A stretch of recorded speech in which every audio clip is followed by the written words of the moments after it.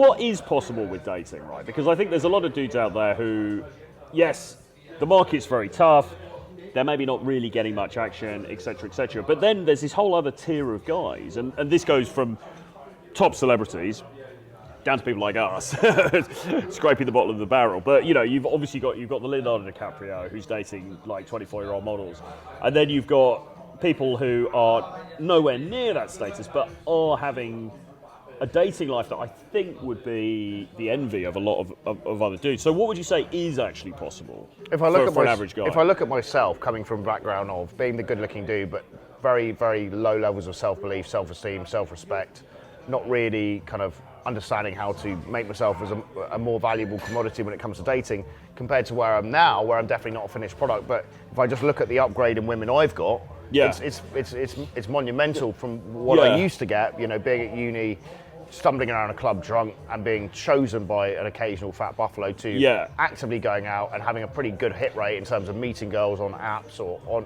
in person, day game, night game, whatever. I mean, I'd say I'm a good example of, just in my own opinion, of someone that's kind of leveled up. Yeah. And it is absolutely possible. And I know you have. I mean, you're the only guy I travel with, at your age, who is consistently, and I see it in the flesh, you're consistently dating and banging very, very good-looking, in-demand women in their prime between the age of 18 to say 24.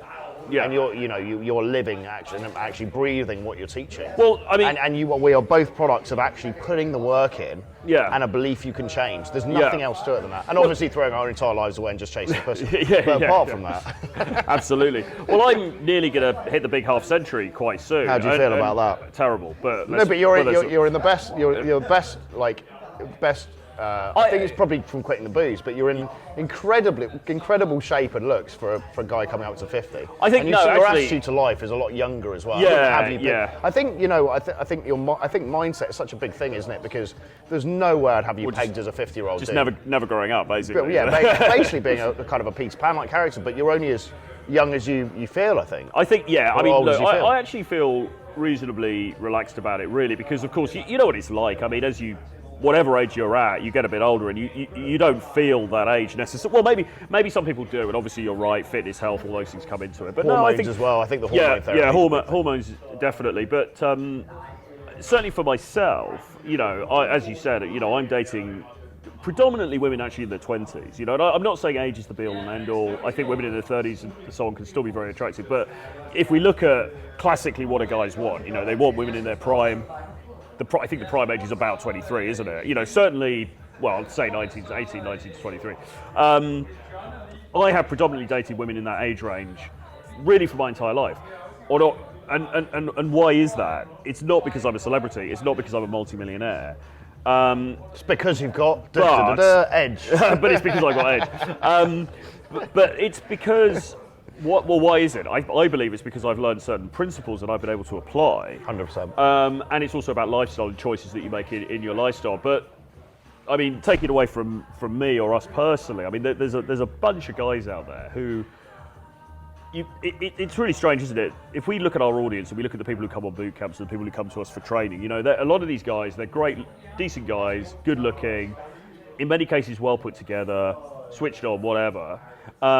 And just not getting any traction in dating. They're missing the indiscernible thing, I think it's, we keep talking around this a bit, but as we're talking through, it's kind of helping me assimilate the information. I think if you had summarise Edge the most, when you've got kind of the other things mapped out, because you're absolutely right, objectively speaking, they're good looking, they've got their shit together, they've got good jobs, they're quite articulate, but they're missing that devil-may-care attitude to life and dating. Yeah. And that's what Edge is, I think. It's an attitude as much as anything. So you got those guys, and the black pill narrative would be, well, it's all about looks, and you've got these people who are just not getting laid. It's not like that. You've got a bunch of guys who are not getting laid, or they're not dating to the point that they could be, who are decently well put together. Then maybe you've got a subsector of guys who, they are struggling with certain things, and they've got a bigger journey to go.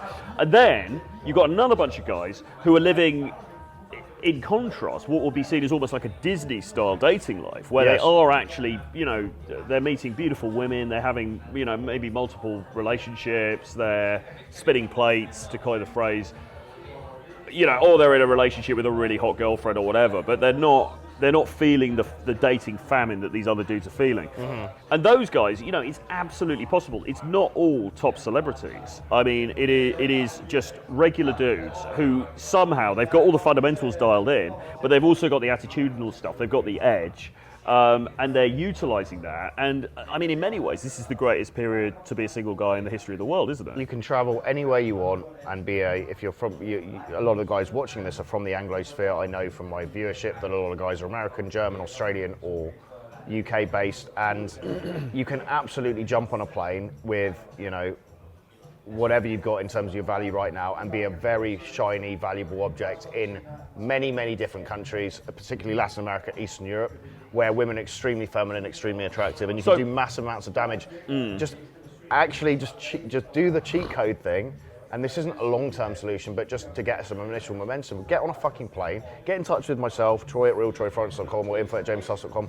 Ask our advice based on the type of women you like about where you should go country-wise. Get on a fucking plane and go there, and you'll be blown away by the fact the quality of the living as a guy with a bit of money is way higher, the weather's way better, the women are way more attractive, and you're a valuable object in terms of dating. And I literally know guys, we did it in Bogota. We took a load of dudes there who, let's be fucking frank, they're not pulling a muscle in the US, and they go to Bogota and sleep with 3 or 4 women in a week. Yeah. You know, it's absolutely possible. And really, really beautiful women as well, because the Colombian women obviously very incredibly feminine, hot. very hot. But it's a combination of these things, isn't it? Because then guys will say, oh, so your passport bros, it's just, you know, you'll go to third world countries and stuff. And it's travel is part of it. Where you go, that's part of it.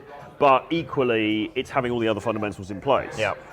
Which is being in shape, being well dressed, grooming, those things, money, you know, finances to some extent, but also it's understanding the psychology. It's understanding the male-female psychology as well. And I think that is an important part of the puzzle that people miss, because even if you're well dressed and you've got a good job and you're making some decent money, you can still be not pulling a muscle because you don't have that dialed in. So you need all of the things, don't you? What's the quickest way, if you're, you know, now with vast experience, making many mistakes as I have, overdoing theory and, you know, maybe sometimes overdoing action, actually not considering how to best learn.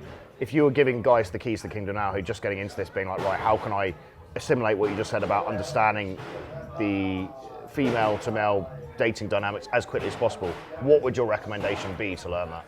Join the edge. Yes.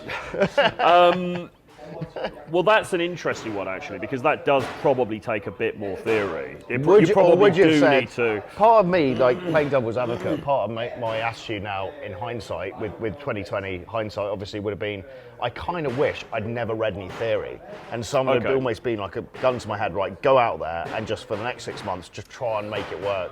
But maybe that's just a fantasy, because I think what I did, and I'm thinking about the errors I made here, was I did that thing of thinking, right, if I just read all the theory in the world, I can avoid taking action and then I'll become good, which actually fucked me up to a degree, where I struggled at some stage to even go out of the house because I was so nervous, because I completely overloaded the theory, and even saying hello to someone became... Yeah, I think the old thing of whatever the proportions were, I think Tom Terrari talks about this, like 10% theory, 90% action, I think he's right, because I get where you're coming from, but I remember back in the old Manchester days, you know, go around the nightclubs. I was literally going out like a you know, like I had a gun to my head sort of thing, just hitting on everybody. But the problem was, even though I was doing that, and I really had no intention of being monogamous or being faithful to anybody or being like a super good guy. I just wanted to really basically get laid. But I was still doing certain fundamental things wrong. Like I was sort of pedestalizing the women a bit too much. Right. I was sort of supplicating to them a bit. You know, it's like, oh yeah, anything you say, darling, you know, kind of thing. Because I thought that was the right thing. You needed to kind of understand the theoretical side. I did need to understand some theoretical stuff in order to correct that. And I don't know, maybe over time I would have learnt those things, but I think it would have, you know, so I think a little bit of both is important. But I mean, you know, we've been talking a lot this year about the hormonal side of things, and I think that is important. I think making sure that you are, you know, your testosterone levels are where they should be is important. I don't think it's the whole answer, but I do think that makes a big difference, because if you don't have the drive to get this stuff right, then you're not gonna do it in the first place. And also the sexual shame piece as well, very important, because the key thing here is also presenting yourself as a sexual being, acknowledging the fact that yes, you find her attractive, you want to have sex with her, being okay with that, not trying to hide your dick, as Tom used to say, if you can get those two things dialed in, you're in a much better position, and you're prepared to take a load of action as well. I think those have been, I mean, we talk about it a lot, and that's they're fundamental pillars in the Edge, but I think in a lot of ways they are the missing keys to the kingdom as the base that a lot of guys were missing, because we're getting these guys out, we're getting them to approach, but if they're not driven by horniness, and they're not comfortable being sexual beings, you're fighting a very large uphill battle there, aren't you? Whereas if you get those things dialed in, and we have the two best guys for that, Bonaparte as an elite sex coach, he's very, very good, and Dave Lee is one of the world's leading, hormone experts for men. If you can, with our, with their kind of tuition, if you can dial those things in, what we teach and pass on is way more easy to assimilate.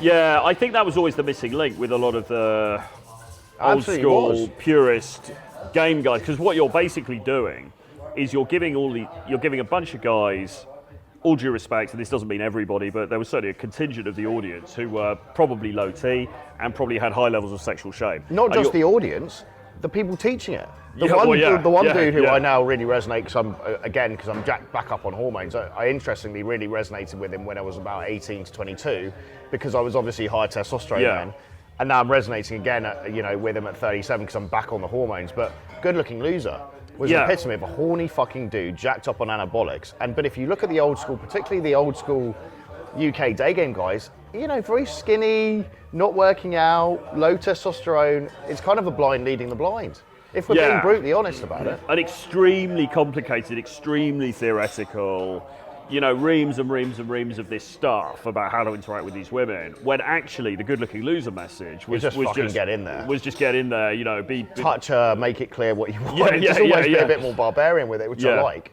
Yeah, and really he was right for the most part. I think the foundation was wrong, because the old school guys were trying to teach this stuff to an audience who just weren't really ready for it, and they could read all the instructions, they could almost program the mental computer with all this stuff, these lines, these routines, these clever things you could say, but unless the basis is right, she's gonna sense that you're not coming from a genuine, authentic place, right? 100%. It just doesn't line up physiologically, does it? No. So you kind of got to be... and probably, look, if we had a gun to our head, probably, if it was a question between reading a pile of day game books like that, or it was a question of getting your hormones sorted out and ridding yourself of sexual shame, if you had to do just one of those, probably the hormones and the sexual shame 100%, would be the thing 100%. To do. They've had the biggest impact on me. If I look back at 10 years of reading theory versus getting jacked up on hormones and looking at really sexualizing everything, it's night and day difference in terms of the impact on my own dating life. I would agree. In saying that, I think that there are some things that can be learned about the way men and women interact, and they're not always intuitive, because, for example, I never really... Again, it's just very basic stuff, like don't put her on the pedestal, don't agree basically with seeing yourself as the prize as opposed to her, right? That's exactly. Basically the fundamental linchpin of all of it. But then from that, you've got all these tangents that kind of actually you assimilate to then be able to communicate that. No, that was one of the very key things that I learned, which, you could say in 2 seconds, it sounds very simple, but it made a big difference, which was you're the prize, not her. And as soon as I internalized that and started bringing that into it, my success rate, my interactions were getting a lot better. But I did have to learn that. That wasn't something that necessarily came to me. It's not obvious, is it? Yeah. No, and it comes back to seeing yourself as a hero of your own journey, really, and not suffocating to other people, and not seeing any one person as better than you. Yeah. Especially when it comes to women. Yeah. You've got to communicate to women, almost like a driving test where you have to show the instructor, you have to communicate through your thought process and through your actions and behaviours and the way you interact with her, that you genuinely think you are actually more valuable than her. Yeah. You have to, and it is a fake it till you make it thing initially, but then eventually when you sleep with a few hot women, you realise actually it really does come down to attitudinal behaviour as much as anything, and a mindset to life, which is I am the fucking boss. Yeah, absolutely. So when we've put together the Edge, the purpose of this is really to bring all of this stuff together, because we ensure that the hormonal side of things is on point, we ensure that the sexual shame side of things is on point, but also we can teach the theory. And that's why when we initially conceived the Edge, we were talking a lot about the dark triad. We were talking about Machiavellianism, psychopathy, and narcissism. And the reason we were talking about that is because it's known that women are drawn to guys with those characteristics. So if you've got that, which is basically thinking you're the prize, part of it's thinking you're the prize over her, plus you got the hormonal stuff, plus you got the lack of sexual shame, then now it's starting to come together. It's like the cauldron of everything you need. Yes, absolutely. And Tren. That's the main thing. Yeah, Turn you into yeah. a monster. Monster! Cool. Myself, Les, and Troy have produced the linchpin course to take you from nice, innocent boys to highly sexual men with unlimited dating options. The Edge 3 is coming. And then the Edge 3 plus Bogota Bootcamp, which is the crazy kind of graduation bootcamp, anything goes bootcamp, night game, day game, grey area dating app game, anything goes in March 2024. It's going to be absolutely amazing. This has been a long time in the pipeline. Myself and Troy have redeveloped the previous Edge course, and we're combining 25 years worth of experience in the elite men's dating industry to bring you a course which is going to change your lives. We've got some of the world's leading experts for different areas. The linchpin areas, sexual shame, developing sexual confidence, Mr. Bonaparte, elite sex coach for men, and we've got Dave Lee, the male hormone optimization side of things, who bring in vast amounts of knowledge, and a host of other experts, and myself, Les and Troy, coaching you every step of the way with developing the cold approach and the dating process as well. It's going to be incredible. Get in touch, info@jamestusk.com, include your WhatsApp number and the title Edge 3 in the email. We'll see you there.